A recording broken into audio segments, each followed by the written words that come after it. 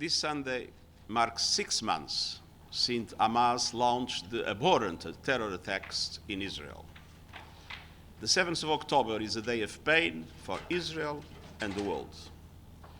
The United Nations and I personally mourn with Israelis for the 1,200 people, including many women and children, who were killed in cold blood. Nothing can justify the horror unleashed by Hamas in October 7th. And I once again utterly condemn the use of sexual violence, torture, injuring and kidnapping of civilians, the firing of rockets towards civilian targets, and the use of human shields. And I call for the unconditional release of all the hostages still held by Hamas and other armed groups. Until then, they must be treated humanely, with visits and assistance from the International Committee of the Red Cross. More than half the population, over 1 million people, are facing catastrophic hunger. Children in Gaza today are dying for lack of food and water. This is incomprehensible and entirely avoidable. Nothing can justify the collective punishment of the Palestinian people. I'm also deeply troubled by reports that the Israeli military's bombing campaign includes artificial intelligence as a tool in the identification of targets, particularly in densely populated residential areas, resulting in a high level of civilian casualties. No part of life and death decisions which impact entire families should be delegated to the cold calculation of algorithms. I've warned for many years of the dangers of weaponization artificial intelligence and reducing the essential role of human agency.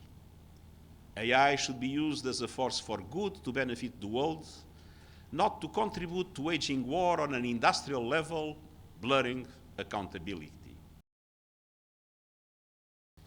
An information war has added to the trauma, obscuring facts and shifting blame. Denying international journalists entry into Gaza is allowing disinformation and false narratives to flourish. We honor all humanitarian workers who have been killed in this conflict and pledge to remember their commitment and sacrifice.